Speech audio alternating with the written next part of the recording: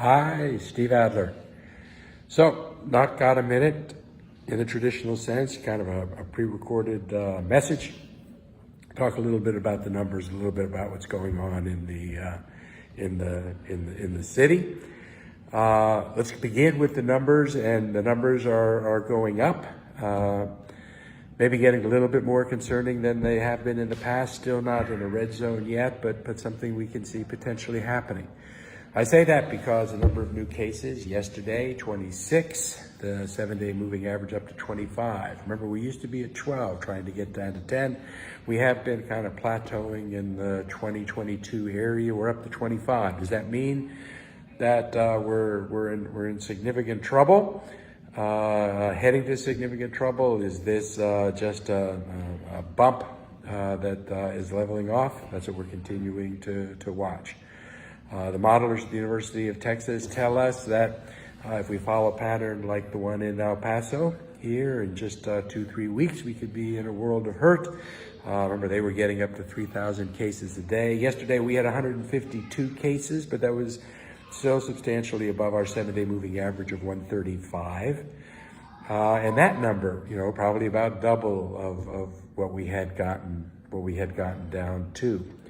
So we continue to watch these numbers, the number of people in our hospitals right now, not too far removed from the 7-day moving average. Number of hospitalized is 129.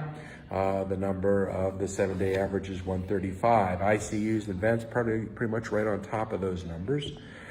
So we see additional cases that are happening that are not translating into number of hospitalizations, and trying to answer why that is. It looks still like younger people seem to be the new cases. Younger people don't end up in hospitals. The concern is the younger people will spread it to older people, and they will. And in fact, the number of people in our isolation facilities a week ago was 19, and this week it looks like it's going to be north of 40. So we're continuing to see those kind of numbers move. Our numbers right now lower than other major cities in Texas, and we're going to try to preserve that as best we can. But we are watching it. The thrust of the most important messages trying to get out to the community right now is that our numbers are increasing, and everybody has to be aware of that. And we need to, stay home if you can. Do everything you can to try to keep the numbers down. This is not the time to relax. We're going to be looking really closely. And I'm going to add a new message. We have trying to do contact tracing to see if we may have to close things down if we're not careful. If we're going to be closing things down, it would be great to be able to do it in a really surgical way and going really specifically to things that are our problems. One thing we're learning now is that people, when they get sick, seem to be a little reticent in contact tracing to actually tell us who they were with and where they were. I don't know why. Maybe it's to avoid getting other people involved. But if we don't have that information, then we can't be real surgical about what we do. Main age group, 23 to 39. We think it's social engagements in the evening. If we could find those things out, we could better isolate them. The kinds of things we're talking about are looking at occupancy limits in restaurants. No one wants to go there. Maybe we can do it just voluntarily, asking people to spend more time at home. But we are concerned about the numbers and where we're going this next week. I think it's going to be pretty telling. But right after that, we're going to end up at Thanksgiving. The University of Texas may be seeing a little bump associated with Halloween activity with respect to new cases. Folks are relaxed and we're around people. Let's hope that that's minimized. We should know more within the next week about whether we have a Halloween bump in new cases and whether that goes back down. But virus is still with us. Pfizer today said that they think they have a vaccine. Preliminary indications are it's more effective than the measles vaccine. But it hasn't been, the studies are not out yet. They have not been peer reviewed, so we're still early in the process.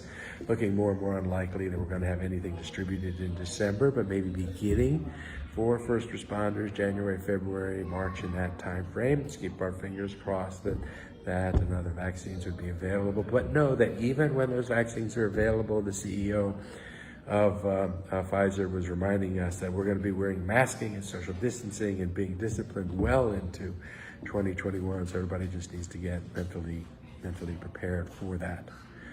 Election is over, and that's a good thing, I hope. Still some legal battles, but my hope is that President-elect Biden, Vice President-elect Harris will move forward, pulling together their administration of top folks. We need some serious and hopefully nonpartisan conversations about what to do about the virus. And in our community, we need conversations about homelessness and about policing. We're all united in the belief that nobody should be sleeping in tents or on our corners or under overpasses. So how do we get folks out of that and into housing? Everybody agrees that public safety is the #1 priority. How do we deliver that in the community? So we agree on what we need to do. Let's have some civil and productive conversations where we all get together and actually solve for those things. My hope is that with campaign season over, we can get better to that. With that, I just want to touch base with this pre-recorded message. We'll see if maybe we can do another one or two later in the week. Y'all take care.